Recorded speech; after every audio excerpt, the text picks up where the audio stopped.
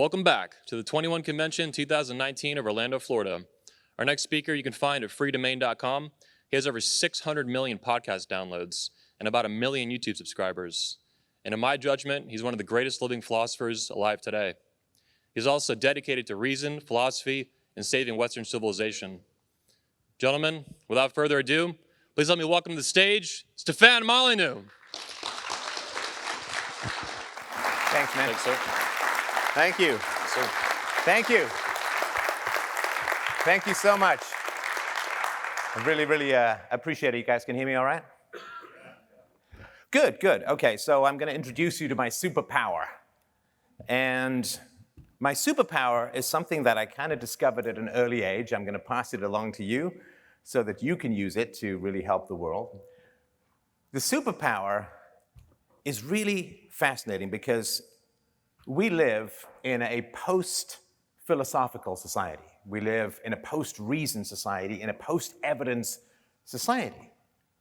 And it's really fascinating how we've got rid of universal ethics and replaced it with insanely complex, vicious judgments. There's an old saying that says if you get rid of the big laws, you don't get no laws, you get thousands of tiny laws. And that's the case. There were 10 commandments. How many commandments are there in woke leftist culture? 10,000 and counting. So once you understand that nobody has any values, objective values. I mean, there are Christians, which I respect, and that's great, but in terms of the public square, it's dominated largely by postmodernists, relativists, subjectivists, neo-Marxists, outright Marxists, and it's all power. It's all power and manipulation. So the superpower, which I'm going to put on full display today, is this. If you don't have a problem with what you're saying, other people are like, okay. That's a very, very powerful thing. Because I've had it commented to me many times that I can say things that other people won't touch with a 10-foot pole and walk out like some superhero from the smoking rubble, Luke Skywalker style, just brushing stuff off my shoulders. And that is because if I don't have a problem with what I'm saying, it's really hard for other people to have a problem with what I'm saying.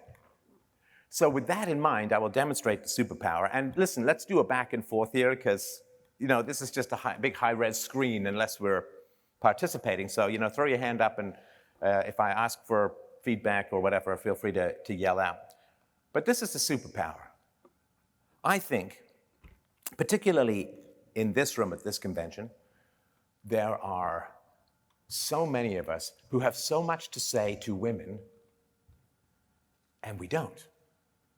Why? Because we're scared. And I'll tell you why. We have good reason to be scared. So this speech is everything we want to say to women. Now, we only have an hour. So I'm going to speak really fast. It's going to sound like faxing. But no, so we don't have a lot of time, so I've tried to really sort of boil it down to the essentials. But whatever I miss, just let me know and we'll talk about it. Oh, also, I'm going to do a workshop this afternoon at 1:30. Just, I've done a call-in show for like 15 years. So just, come and we'll talk philosophy about whatever your issues are, whatever you want to work through. We'll do that, and that'll be a lot of fun, very powerful, I'm sure. So I'm going to generalize. Just brace yourself. I'm going to generalize. Because, there's this rule on the internet and in public discourse that you say, here's a general rule. Here's an exception. I know. Men on average are taller than women. Oh, yeah? I know a tall woman. And that's how you take discourse out back of the woodshed and put a bullet in its head.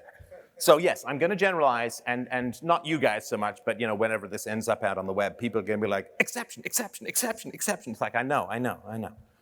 But we're going to do it anyway. Because, we're talking about men and women, and there are generalities to be made. So the first question is, and you guys let me know what you think. I don't think I'm alone in being scared of telling women the truth. It seems to be, if you ever follow my Twitter account, you can see that stating basic biological and evolutionary truths appears to be attempting to dry hump a wasp's nest. The guys who laugh are the guys who've tried it. So that's like vivid personal experience, right? I'm not pleased to see you. I just humped a wasp nest earlier. You know, the thing I love about live speaking is I never know what I'm going to say. So I say things like that, sentences I never thought I'd say in my life. Okay, so if you've been nervous, just, throw your hand up, you bellow something out. If you've been nervous, oh yeah, okay, the wasp nest guys. Why do you think, or is it true for you, that you feel nervous to tell women basic truths like, there's a wall, stuff like that, right? What do you think? Why are you nervous?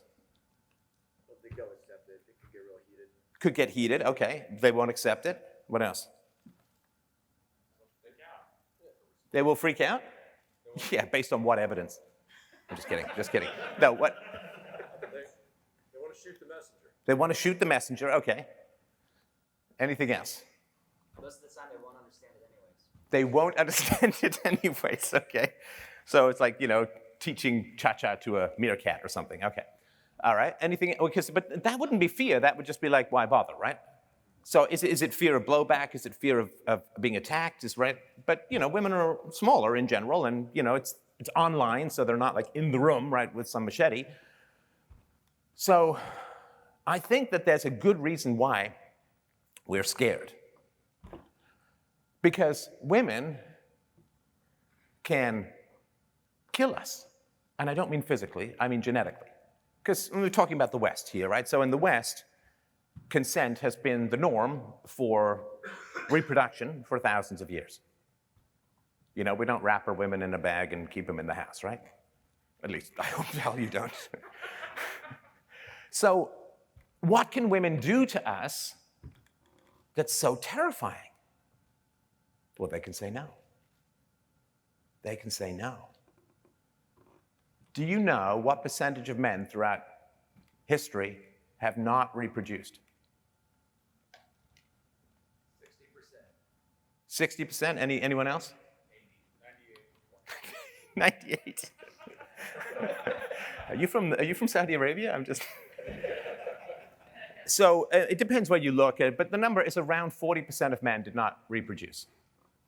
Now that sucks. Like, I think, what is it, 3 billion, 4 billion years of evolution? I think of all that struggle, like some single-celled organism eyeballing the open air saying, all right, we're going to make a break for it. We're going out of the ocean. We're hitting the sand, boys. And then fighting and dying and then like 4 billion years, and then she says no. That's it. It's like the Texas sharpshooter just blows off your balls because the evolution of your entire line stops there when she says no. Like, here's an interesting question. Tell me what you guys think. Why on earth do men go to war? Now, there are wars like people are invading your local space, right? So there are those wars where it's like, okay, I regret, I got to pull out my sword and go fight or whatever. But, like Syria, Kuwait, Iraq, just like, why? Why do guys go to war? Why do you think? I remember thinking about this as a kid, right? Now, there's the draft and all of that, but I think it was in the First World War, hundreds of thousands of American men just said, you want the draft? Here's my butt. And they just didn't go. Not much happened. Why? Why do men go and fight in these useless wars? It's not like they're well paid. Yes? To prove to people that they're not a sissy, basically. Depussification, that certainly is it's a Brazilian wax, I think it's called. No, should I bring more of my inner censor to bear on the conversation or not? No? Okay. All right, then I'm going to just start. Okay. Okay, so yeah, you don't want to be called a pussy, right? Okay, what else? Why? You're risking life and limb, trauma. Yeah.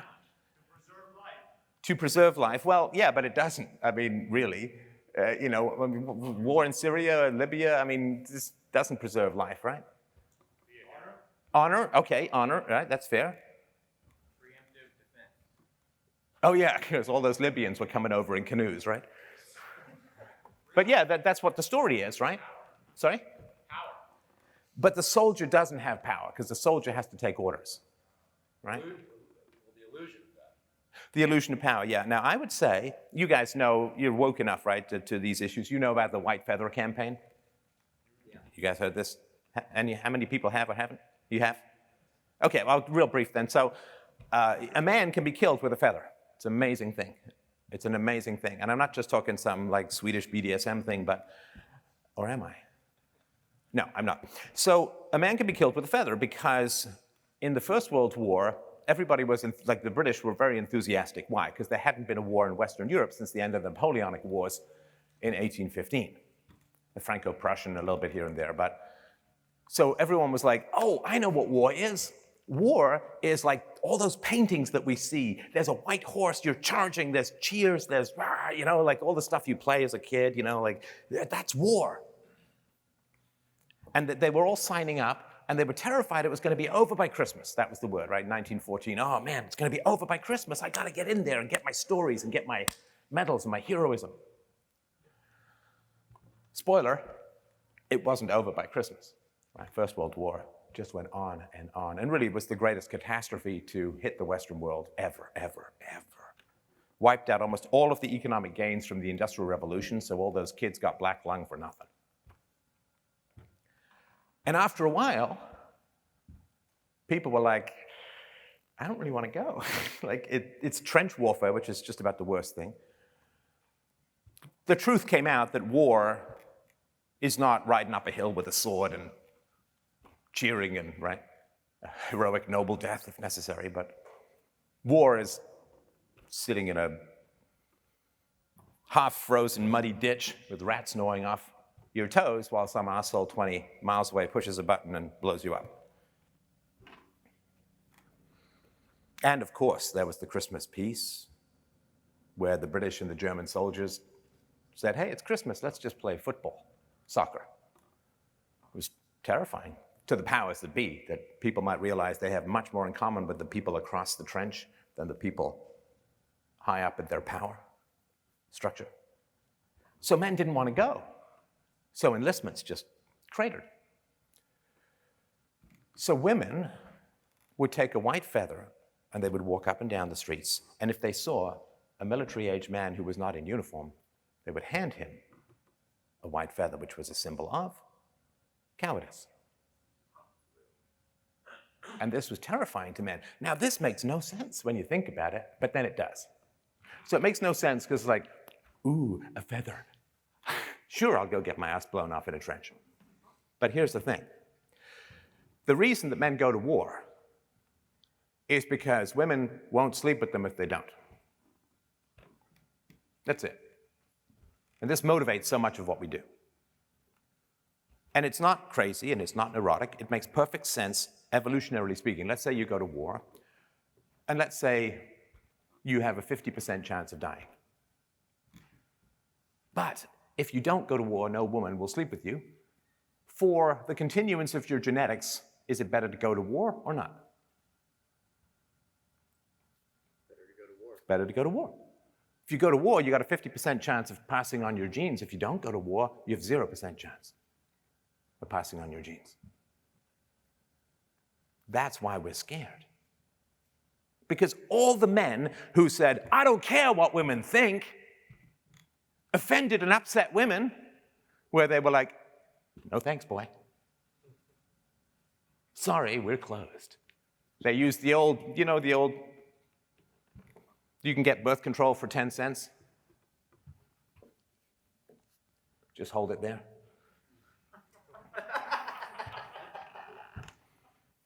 So, if women said, we're not going to sleep with you if you don't fight, you go fight. Because then you've got a chance to continue your genes. Otherwise, it ends right there. So we're scared. Now, do you guys do Twitter? Just hands up if you do. All right. Okay, so on Twitter, there's kind of like a cliche. Like if you upset women, what do the women say? Incel. Incel, right? Involuntary celibate, right? Who hurt you? Who hurt you? What else? You live in your mom's basement, right? Neckbeard, right? No penis. Sorry? No penis.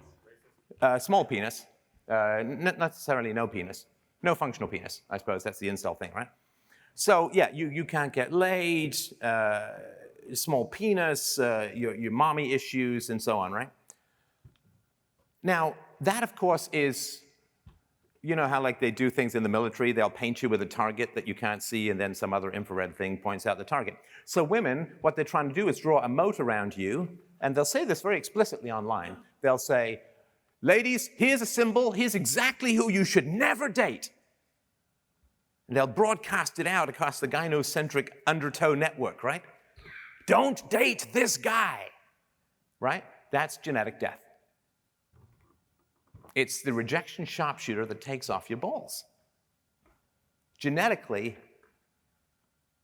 they are warriors, because a warrior can end your bloodline if he kills you before you have children or kills your children as well. Women can do the same thing. Now, that's fine. I have no problem with that. Of course, women should be able to say no to anyone and everyone that they want, but let's at least recognize that that's a very powerful thing. And all the men who said, I don't care, offended women, the women didn't sleep with them, and that indifference was weeded right out of the gene pool. Right?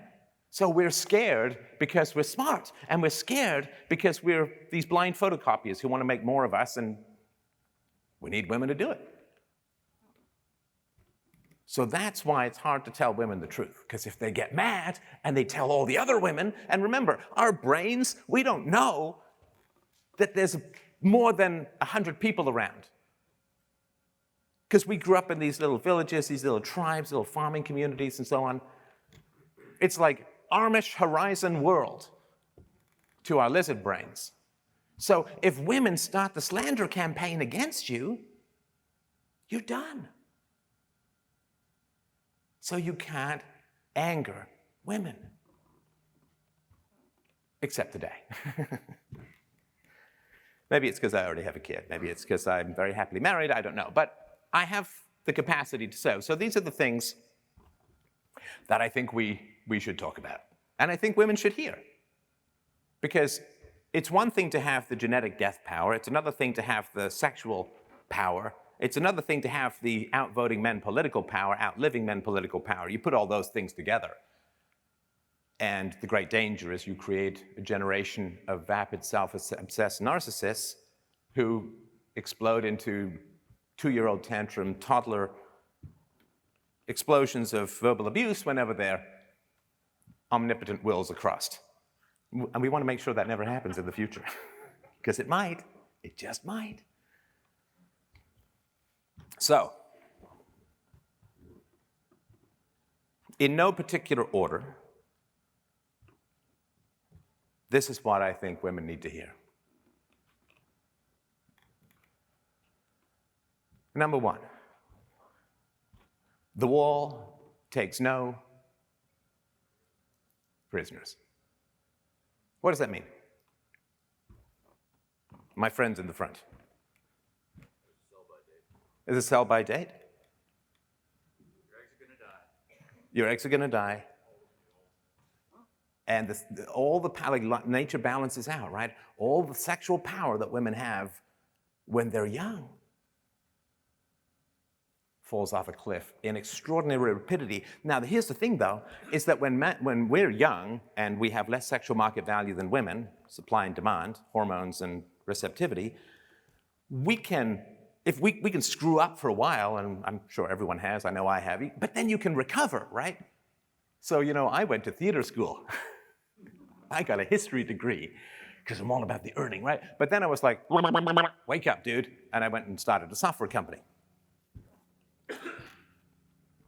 So you can shake it off and you can turn things around but if a woman takes full advantage of that sexual magnetism of youth and, hoingo boingos around the community, then by the time she hits her late 30s, it's too late. And then you get like a half century of regret. And one of my biggest tweets over the last couple of months was me just saying, women, your eggs die at 40, you live to 80. What are you going to do for 40 years? I think that's a reasonable question. It is. And because I don't have a problem asking it, people get mad, and I just think it's, okay, like, this is how you toughen up, right? This is how you toughen up. I remember when I was a kid, I mean, we all have the same. I had a Scottish teacher of gym teacher, which is barely a teacher, but and he had this, full-on Scottish whiskey tobacco breath and all of that, right? And I remember getting my face slammed into the wood on the ground during wrestling, and you walk it off, walk it off. It's like, it's my face. I don't walk on my face. Anyway, but of course, a girl stubs her toes and like, nurse, right? It's just, I don't know, it's this double standards, which are kind of inevitable, right? But there's a wall. And by the time the woman figures out that there's a wall, it's too late. And that's, if we care about women, and of course we should, then we have to remind them about the wall. It's important. I mean, it's not just important for women's happiness, but if we like this crazy little thing we have called the civilization, we're going to need a baby or two. And reminding them that. And oddly enough, one of the most interesting and powerful courses I ever took, I did 2 years of English literature before I went to theater school, then I finished undergraduate and graduate in history. But in my English literature course, we did Victorian novels. Right, sounds boring as hell, right? But it was incredible because these Victorian novels and the pre-Victorian novels were basically written with one aim in mind, to remind women that the power that they have will not last. And they need to choose the best man they can in the bloom of their youth and sexual beauty, because it's going to fade. And just remind, train women, and also train women how to spot guys who are unreliable, like the rakes, the guys who'll use women and just toss them aside, and the pump and dumps and the, dine and dash kind of guys, right? To train them how to do that. Because now women seem to have completely lost the ability to figure out the good guys from the bad guys. And we just need to remind them. Because do you guys remember what it was like before puberty, right? Like before, when girls were like, oh, you want to play baseball? Really? Okay, I guess his sister can come along, right? Because it was a drag. I used to play, because I grew up in England in the 70s, and we used to, like, war obsessed, right? Second World War, we played war games all the time, right? And occasionally, not often, but the girls would come like, we want to play too. And it was like, we don't need a nurse, because that's all you want to be. We heal with man magic. And it was a drag, right? It was a drag, because, play tag, the girly run, right? It was kind of a drag, and it was like a negative, right? And then suddenly, it literally was for me like one day, girls are like, eh. And the other day, it's like, girls. Like this tsunami of hormones just jets up from the base of your spine and turns you into a monomaniac. And it's possession, basically. There was an ancient Greek philosopher who said what he loved about being in his 70s was he finally felt free of the demon of lust. And I tell you something, even at the time, I don't know if you ever had this thought, even at the time when all of these hormones are coursing through you and all you can think about is girls, at the time, I remember thinking to myself, if girls are so innately appealing, why do I need all these hormones? It's a big question, isn't it? It's a big question. If you've got some guy, some friend, right? And you only want to hang with him if he's flying you to Cabo for the weekend, your friend at some point is going to say, why do I have to keep flying my friends to Cabo for the weekend? Why don't they just interested in me? Why don't they just like me? It's like, because you're a douchebag, but we like Cabo. And I remember that, like, girls going from kind of annoying to like the reason to get out of bed in the morning, the reason why I had to pretend to play tennis to explain my carpal tunnel, I mean, all of that. Take a moment. So, when you get that full-on geyser of hormones that just makes you think about girls all the time, there is that question, like, and you lose your reason. I mean, you really do, man. This is why philosophy became very important to me, because if I just surrendered to hormones, you get washed off a cliff. We all know guys who just like smashed up against female narcissism or whatever. It's really brutal. I mean, It's crazy stuff. What's the craziest thing you did in your teens to get women's attention or to please women?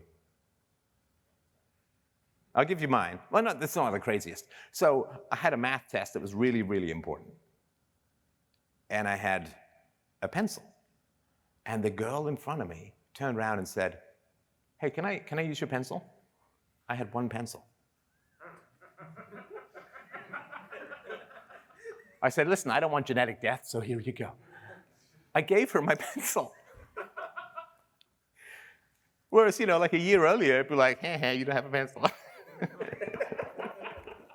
No, and it's weird because I'm like sitting there at my test, like literally thinking, can I gouge my finger and write in blood the answers to this math question? That's how insane it becomes. Can't say no, can't upset the ladies. It's genetic death. I can survive without doing well on a math test, but I cannot survive women saying no to me, which is genetically completely true. All right, anybody else got a silly story about crazy things you did to impress women? Oh, and I got another one. I was at a friend of mine's place, and there were these two gymnasts. Okay, sorry. Just having a private moment. There were these two gymnasts there, and they were showing how they could, I won't do it here, but you could, head down like a tripod and your legs go up on the wall. And of course, they do this and their tops, you see their bellies and it's gymnast tautness and all that. It's very attractive, right? So I'm like, oh, I can do that.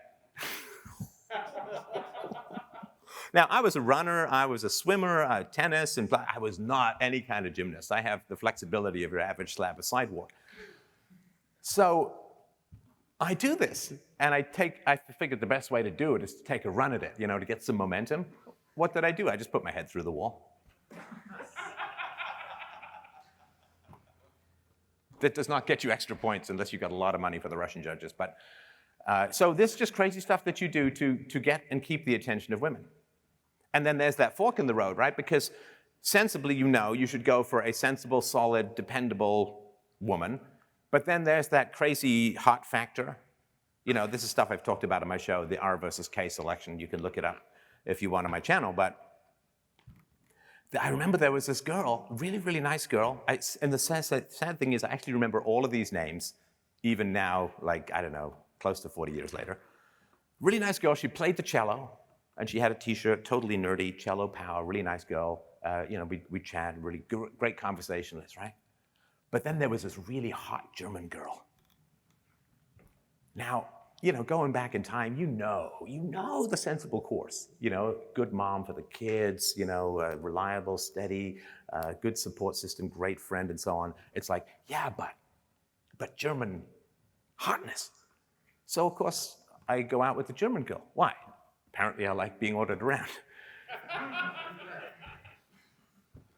And you just make all of these crazy decisions. And that's the power that women have. And of course they know it, but they don't want to talk about it explicitly because it's kind of humiliating to say men need me not because of the innate qualities of my character or the virtues that I've earned or the great conversational abilities I've developed or the knowledge I have accrued, but because they have excess fluids. They're like a submarine that needs to surface. Dump the fluids, dump the fluids. That's kind of humiliating. And so it's not talked about that much. I did talk recently on Twitter about makeup. Because, you guys probably know all of the etiology of makeup, right? So makeup is designed to simulate sexual arousal, right? So lipstick, when a woman gets sexually aroused, I can see it in the back. Just kidding. And so when a woman gets sexually aroused, her lips get fuller and they get redder. Her cheeks flush, right? This is the root of blush and so on, right? And her pupils sort of dilate a little. Her eyes get a little wider, which is why mascara makes eyes pop and all of that, and why those weird, creepy Disney eyes have complete baby facial features like this. They're creepy. Once you see that in Disney cartoons, it's really creepy. Because, eyes are the one thing that don't change in size over the course of our life. And so when you were a baby, you got giant eyes. And so basically Disney princesses it's all pedo crap. But so for women, coming into a room with blatant signs of sexual arousal is pretty manipulative, right? And in the business world would be entirely inappropriate. I mean, can you imagine if I had a business meeting and I came in with a full-on Freddie Mercury or Justin Trudeau cucumber, like Spinal Tap, just strapped to my leg there and just kind of sat there like this, with some woman sitting there, and that would be like, what are you, insane? What are you, like, bringing a full-on forearm boner to a business meeting? You think I'm joking? But it would be wildly inappropriate for a man to bring signs of sexual arousal to a business meeting, but women do it all the time. All the time. And they don't like to have it pointed out. Because once you see the magic, it's not magic. Knowledge is power when with regards to female manipulation. Do you guys know what high heels are for?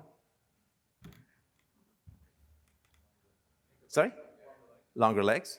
Yeah, but I mean, I don't know that men particularly care about longer legs, depending on your sexual position preference or whatever, right? A couple of telephone books, but...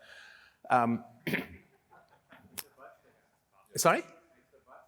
Yeah, what it does, I'm sorry to do this to you, this is an image you'll never lose, right? So it puts your butt out, and then, because you're like, so it puts your butt out, and then you go forward, which pushes your boobs out, or in my case, my moobs, right? So that's what it's for. It's to turn you into that ridiculous kind of twisted oblong, push out your boobs, push out your butt, and then when you walk, right, there was some model who said it's just basically putting your butt on a wobbly shelf, right? Which, is fun to do too. But so it's, again, just designed to show sexual attributes to men, and it's cheating. I mean, it's not cheating in dating. I mean, all's fair in love and war, but I mean, it's wildly inappropriate in a business context. So yeah, I mean, I think it's important that if women want equality, which according to some of the paperwork I've seen from some time ago, they have some interest in, then you can't do the cheating at the same time as the equality, right? And that's something that women need to hear. That's something, because, excuse me, if a woman relies on her sexual attractiveness, we're mammals. When you get home, like if you're driving, you got a long drive home, right? You get home, what do? You get out of your car and you go sit in your house because you're there. Why would you keep driving? And so what we do is we do enough to get what we want, and we don't generally do more, right? If you order a Big Mac, they don't give you 5, right? Because you ordered a Big Mac, they give you a Big Mac, right? So we do just enough to get what we want. And if women have this sexual power and makeup and all of this kind of stuff, and heels, and then they'll get what they want and they won't do more, which means that they're missing out on all of the qualities of character that they could develop that are actually long-lasting and good for raising children and good for being a great partner or a great businesswoman if that's what she wants to be. So by giving women all of this power, we're taking away the qualities of character that they could develop in the absence of that power. It's like a kid, well, it's almost literally like a kid. What is it? Some kid just became a billionaire at the age of 14 or 15 because his parents just gave him over $1 billion. You think he's going to be working fast food anytime soon? No. Because now he's got the resources, so why would he work that? That's why it's, rags to riches to rags, and shirt sleeves to shirt sleeves, 3 generations, right? First generation works like crazy. Second generation works less. Third generation blows it all. It's a churn. It's a cycle. Once we have stuff, we stop striving for stuff. Once we get home, we stop driving. And if women have all of this value because of hormones and makeup and sexual manipulation and so on, we're robbing them of quality, of character, which we need. Because as you know, trust between the genders, trust between the sexes is kind of catastrophically low at the moment.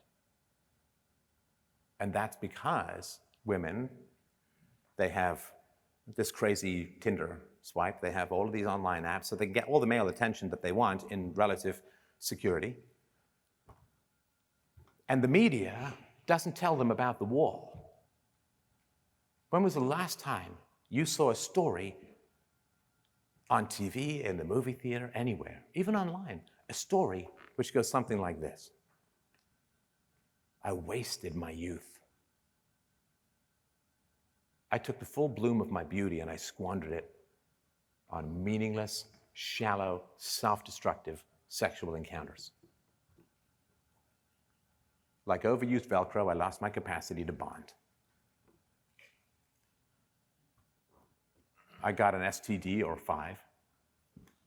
You know, what's it, the cougars? A woman's sexual prime is in her 40s. Well, it's not true, of course, or it's not true. It's just a way to, it's cougar propaganda, right? And it's not true. It's not true. And of course, if you say, well, a woman's sexual prime is in her 40s because she's had so much experience, like that Alanis Morissette song about all of her former lovers, it's like, yeah, I know why it was called Jagged Little Pill, because that's a whole lot of antibiotics to be taking. But you don't hear the story of the woman who's like, oh my God, it's my late 30s. I got to go find a man. I'm almost, like, the shop is closing for babies.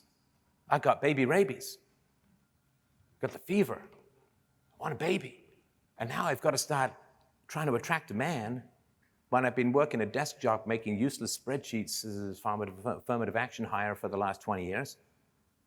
My butt's wider than a Studebaker and I'm starting to get a mustache. You want some? Right? I mean, and who's left? Right? Who's left in your 30s? Some quality. I mean, I met my wife in my 30s, so again, these are generalities, right? But who's left in your 30s? It's like me going to California now with a Tilly hat and saying, hey, I hear there's a gold rush. Right? Sorry, man, that was picked clean a long time ago. All the quality people snapped up and off the market. It's like a really great used car. You never see it on the market. And nobody's going to sell it. So you don't see those stories. The media hides the wall from women. And you get these ridiculous stories, like there's a Bridget Jones' Diary story I watched just for like pure anthropological research, where this kind of chunky, neurotic, alcoholic woman in her 40s has 2 billionaires desperate to be the father of her unknown child. And it's like, oh my God. I mean, there's fiction and then there's just outright fantasy. And like, I'll believe in orcs before I'll believe in that.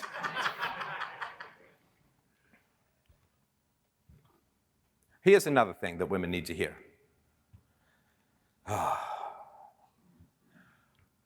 A baby is not your body. Don't you always hear that?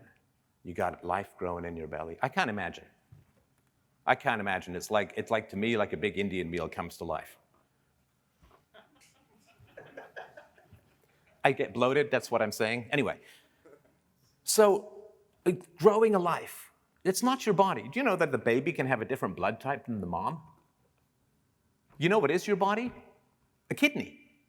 A kidney is not a kid. The kidney, after 9 months, doesn't say, fuck it, I'm out of here. I'm done with this darkness, man. I hear there's some light out there. I hear some cool sounds. Music, I think, is out there. It's kind of muffled. But I'm busting out, man. It doesn't sit there and like alien style come out your side. I don't see a lot of parents rolling around a kidney in a bag in a carriage. Look, I have a kidney. No, it's ridiculous because this is what the perception is. I get, yeah, the kidney is your body, man. I get that, 100%. But a kid is not your body. A kid is not your body. So my body, my choice. Does the kid get a choice? Does the kid get a say? And of course, every now and then as a man, I respond, is it at all possible that it could be my wallet, my choice?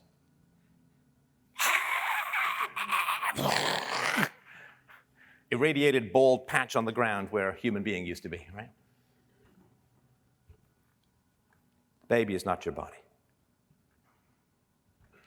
Another thing that women seem to have really swallowed is the world is overpopulated. You ever hear that? You know, you should think about maybe having some kids. It's a really wonderful thing, and it's life, and it's why you're here and all that. No, the world is overpopulated. It's not wildly overpopulated by smart people. Lots of not smart people. You know the opening scene to Idiocracy? That previously known as fiction, now known as documentary footage. Who are like the low IQ people are just like, baby, baby, baby, baby, because they're not sitting there going, well, but the long-term effects of the baby on the CO2 of the atmosphere, right? They're like, I was horny. Protection. What am I, a pussy? So you get like low IQ replicants coming at your ass, sometimes it seems like, but the smart people are like, I don't know, I'm gonna have to see what happens with my IRA. So yeah, the world's not wildly overpopulated by smart people, and if we're gonna have lots of not so smart people having babies, we're gonna need a couple of smart people to figure out how to feed and clothe them and give them health care and all that, so yeah, overpopulation. Here's another thing that ladies need to hear. For the vast majority of you, that's not a real degree. It's really not. It's not a real degree. Do you know that a significant majority of the debt, student debt, is held by women, right? And what do they study? Gender studies, right? Because, you know, we want to break all the stereotypes, right? Because women choose to get involved in fields where they deal with people, and men are more comfortable with abstractions and computers and physics and math and all that kind of stuff, right? Which is fine. There's nothing wrong with it. And we know that this is not the result of patriarchy, because the state is basically matriarchy. That was going to be my original speech, but I thought this would be more fun. But we know that because in places like India, when women don't have a lot of freedom, they go into like computers and they go into being doctors, researchers, and so on, right? But then when they get more freedom and wealth increases and there are more choices, where do they go? Oh, social worker, psychologist, teacher, teacher, teacher, teacher, teacher. So when they get more choices, they go into more sex-segregated fields. Now, some of them are real, you know, we need teachers and so on, although it'd be nice if they weren't just Marxist indoctrinators, but that's a topic for another time. But it's not, you know, for the most women, it's not a real degree. Now, again, I say this, but see, here's the weird thing, is that I got a master's degree in history, the history of philosophy specifically, but I was able to weirdly monetize it on the web, right? I mean, that makes no sense at all. I couldn't have predicted that in the early 90s. When I graduated, here's my plan. I'm gonna get a useless degree, I'm going to spend 15 years as a waiter, but then what's going to happen is an intergalactic web of human communication is going to be developed, the likes of which humanity has never seen before. It's going to be completely free, and I'm going to be able to monetize it magically over the web. And that's what they call a business plan. Literally, it's like, fuck savings, I'm just going to play the lottery. I won? That's what you should do. No, it's crazy. So they're not real degrees. And here's the thing. So I remember once going on a date. I met a woman at the gym, and I went on a date with her. Nice young woman, but she was telling me how in debt she was from her student loans, right? And it was gender studies and all that, right? So I'm a man, which means I'm a resource manager, right? What do men do? We protect and we provide. We protect and we provide. And these are the two things that the government has taken away from us, which is why there's male suicide, depression, anxiety, and an opioid crisis. We can't provide for our women because the government does it for us, which means they can treat us like shit and get our money anyway. And when you take people's money by force, you end up having contempt for them because otherwise you feel guilt for being parasitic. It's a basic fact, right? You'll notice that the welfare state came before the general condemnation of men in popular culture. The men are idiots, because if you can trick women into taking stuff from men by force through the power of the state, then automatically women will start to denigrate men. Because when you're exploiting someone, You can't think of them as great or good or noble or heroic, or you can't think of them positively at all. You have to denigrate them so you can exploit them. That's why the devil bribes, and then the distrust mounts, the hostility and the hatred mounts. So I was looking at this woman. She's $17,000 in debt. Now, that's a lot of money now, but back then it was even more. It's like, I don't know, double or something like that. And, you know, the thoughts went through my brain pretty clearly. Okay, so it's $17,000. That's after-tax money, so I got to earn like, I don't know, like $30,000 to just pay off this woman's debt. If we get married, that's going to be my debt. I want to have kids. It's going to delay kids by what? How long does it take to make it pay off $30,000 for quite a while? So it's just like, you know, hey, I'll buy you a coffee, but that's it, right? Because so when you laden down women with these crazy debts for degrees with almost no economic utility, or negative economic utility if you count the debt, it's a form of population control, you understand? That's taking the smartest women, putting them in school, training them to hate men, be useless, come out with debt, and then men don't want to marry them. But people don't talk about this because there's this endless propaganda. Go to school, go to university, go to university. You gotta go to university. Why? Well, because Marxists love nothing more when they claim that they don't want to exploit the workers than propagandizing workers into paying for their own indoctrination into Marxism. It's a horrible, horrible scenario. My daughter, and people say, well, where do you want to go to university? And I haven't talked to her about this much, right? She's just like, university? I read. There's the internet. Like, well, I mean, university now, I could understand, you know, back when only 10% of the population went to university, now it's like 40, 50%. So it's not a real degree. Because, and here's the thing too, if it was a real degree, you could handle being disagreed with. You could handle being disagreed with. A story I read when I was in my early teens was about a guy who wanted to be a swimmer. He was a teenager, he wanted to be a swimmer, but he was bullied off the beach by the mean kids. So he had to go to some other beach where there was this terrible undertow, it was really cold, there were rocks, and that's where he had to train because he was being bullied off the nice beach. And then, of course, the story is that he went and won every competition. Why? Because he trained under adversity. Right?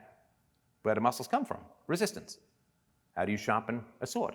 Sparks, a sand wheel, heat, pressure. If it was a real degree, women would not get upset with being disagreed with. It's not a real degree. For the most part. Again, there are exceptions. It's not a real degree for the most part. Because you're not being challenged. How do you corrupt a man?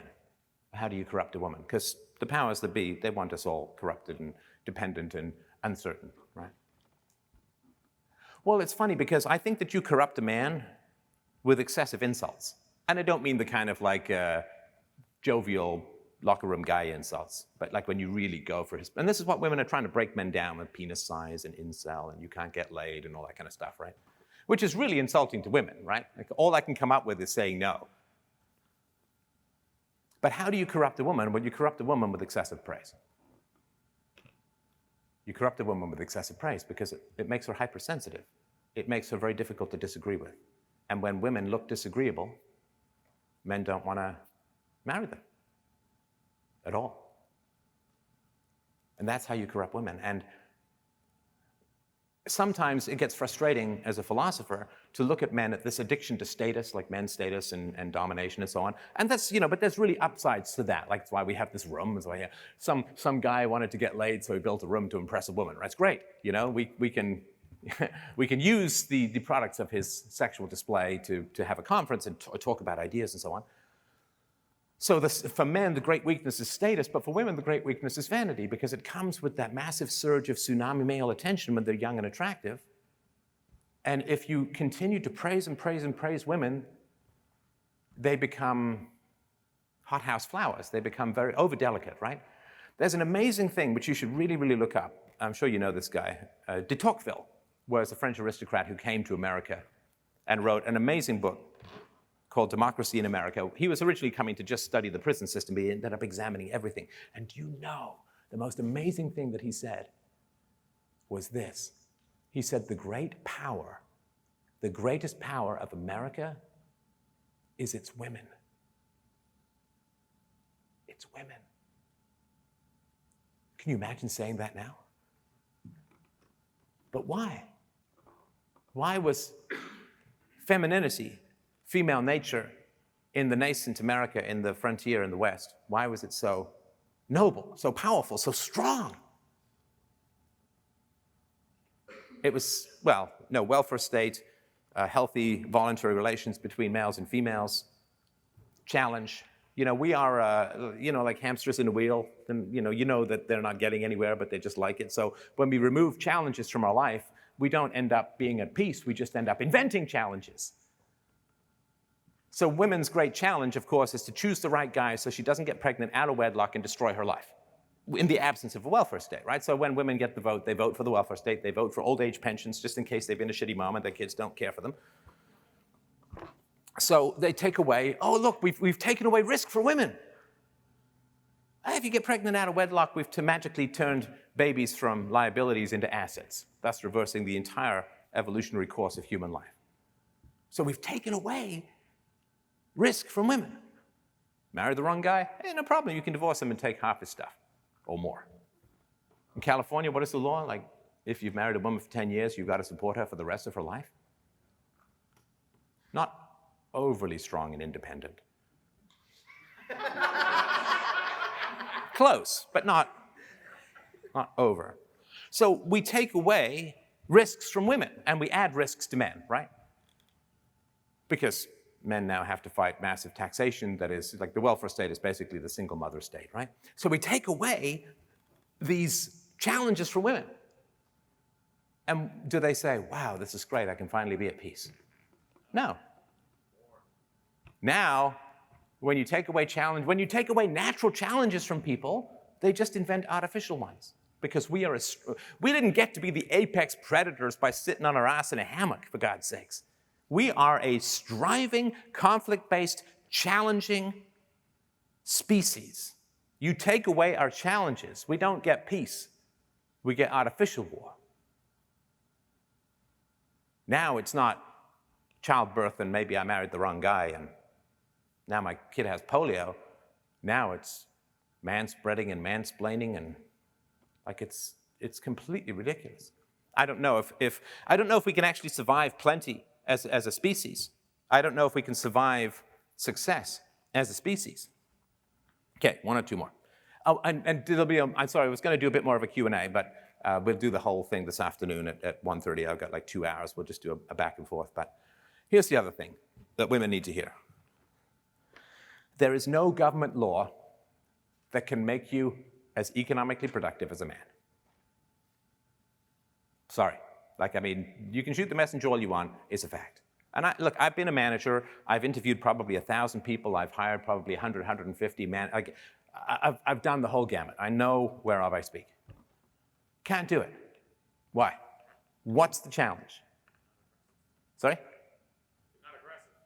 Well, so yeah, some lack of testosterone, right? Can you make the statement again, please? There's no government law. When did you stop listening? Okay, that's fine. So why are women economically less productive than men? Because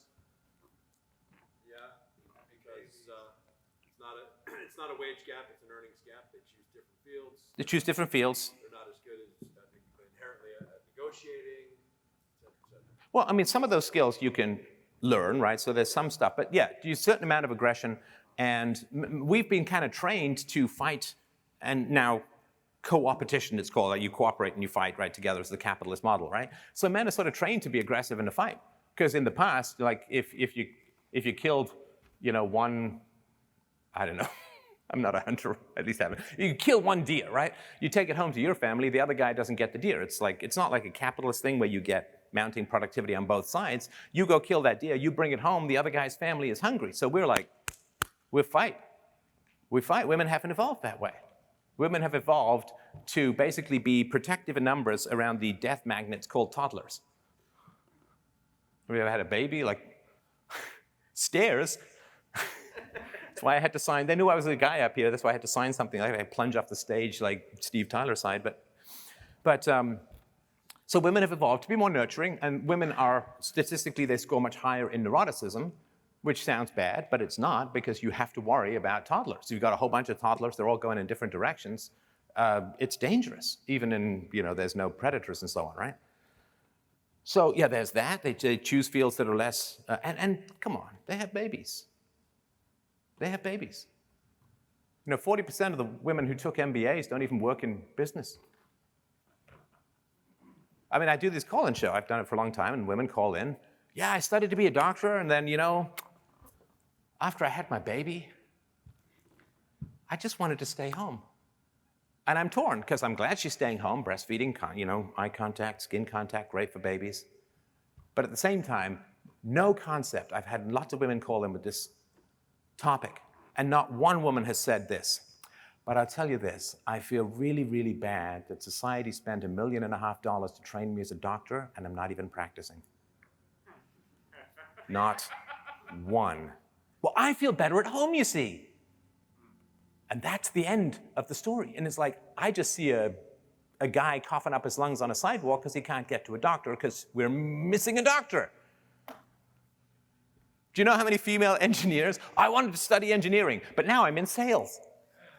Now I do pharmaceutical. Like, it's real estate, because engineering doesn't care about your lipstick, but if you look good on a park bench, you can sell a house, right? So society as a whole is pouring a lot of money into training women who generally often don't do what society has trained. Now, if the woman was paying her own freight, it's like, okay, well, it's your money or whatever, right? But as a taxpayer, we men, men are way net contributors to the tax system, and women are way withdrawers from the tax system. I mean, the modern democracy is just a gynocentric vote-buying mechanism for women. The other thing that I wanted to say that women need to hear is, empirically, you're not that attached to your kids. Empirically, you're not that attached to your kids. Evolutionarily speaking, we can understand that. So a woman who was not at all attached to her kids wouldn't take care of them. The kids would die, genetic dead end, right? A woman who's overly attached to her kids, who will fight to the death to protect them should some other tribe come over the hill and kill off the men, what happens to her? Yeah, she's killed, right? If she can't be taken as a war prize, and listen, it's terrible, but women choose to do that rather than the men's fate, which is just to be killed. So you all know, like, the Pride of Lions, a female lion has cubs. I don't know why I'm doing this, like, this is how it works. But a female lion, she has cubs, right? And if her male lion, like the husband lion or whatever, gets killed or is killed by another lion, what does the new lion do? What's the first thing he does? He kills the cubs, right? Absolutely. And so women who are like, you can't touch those cubs, I will fight to the death to protect them, those genes didn't last. So women have to be both attached to their kids and willing to cut that attachment on a dime if it serves her genetic survival. And again, these are just harsh conditions of evolution, right? And that's why women tear up over Hallmark piano images of babies and mothers and cuddling and so on. But then after Roe v. Wade, it's just like a firing squad for fetuses. Right? Is it 50 million? 50 million? So, oh, you see, now the West is underpopulated, so we need to bring everyone in from the Middle East and Africa. Too bad. If only we had 50 million people here. But you see, women look at the baby, of course, the fetus, as an inconvenience in their dating situation, right? And I'm not saying it's not emotionally difficult and all of that, but I'm talking about sort of the end choice and what we empirically know. If women cared more about their children, then some politician would come up and say, sorry, ladies, we're in debt. We cannot afford all these social programs. We have to cut back. Otherwise, your children are going to be literal economic slaves, mostly the Chinese banksters. You'd think that women would say, oh man, I took care of that kid, I got him his shots, God help us, and wiped his butt and made him baby-proof the house, so I want that kid to have economic opportunities when he grows up. So yes, we've got to do the responsible thing because I love my children. So this debt is catastrophic. The unfunded liabilities in America, $180 trillion. So if women really care, and men have a deficiency in this too, but they don't have as much sentimentality about the mother, like the father-child bond as the mother-child bond. But if women really cared about their kids, they'd be marching in the streets saying, hey man, these schools are terrible. This debt is absolutely unacceptable. We cannot vote to enslave our children for the sake of avoiding the occasional tough decision in the here and now. That's wrong. Now, see, women can't do that because now there's so many single mothers that if you cut back the welfare state, they don't come with free money for their boyfriends. So to hell with the kids. It's mommy's needs that matter.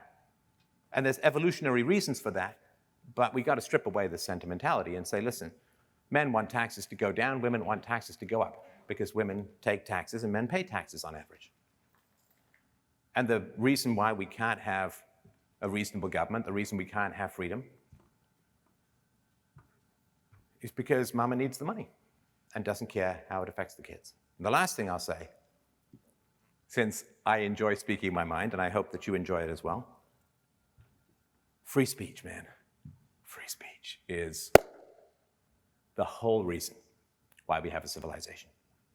The whole reason. Every progress that we've had, property rights, the end of slavery, universal suffrage, whether it's progress or not remains to be seen, but all of these are intensely horrible at the time. Everybody thinks it's the craziest and worst idea. Every moral progress is hate speech to begin with.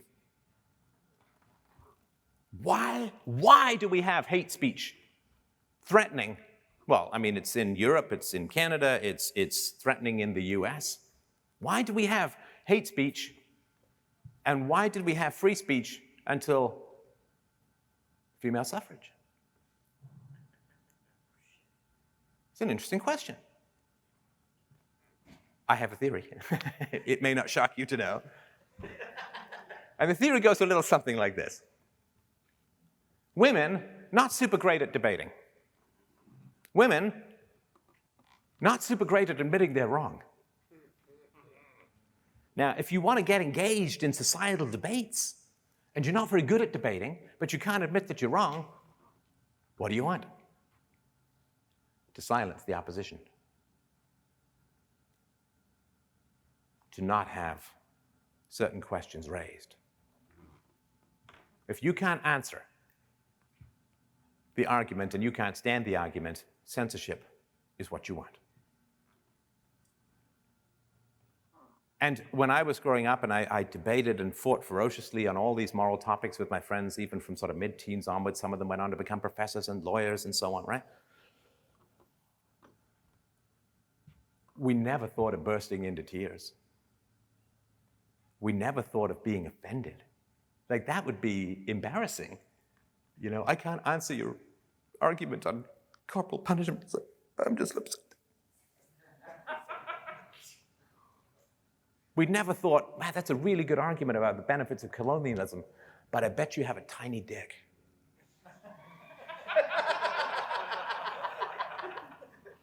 Can you imagine? I didn't even cry at 13 when my Dungeons & Dragons character got killed. So I think that, occasionally I get called a misogynist, which is not an argument, of course, right? It's a really, really great argument about the welfare state, but clearly you hate women. No, see, the thing is, I actually love and respect women. The real misogynists are the ones who withhold the truth from women, the ones who pander to women out of fear, the ones who doom women to a life of lovelessness and loneliness. 25% of women in the West are on antidepressants after 40, about the same proportion are childless. Female alcoholism is on the rise. Do you know, it's an amazing statistic, and I think it's even bigger than what is claimed. 1/3 of women would prefer being diagnosed with cancer to being lonely.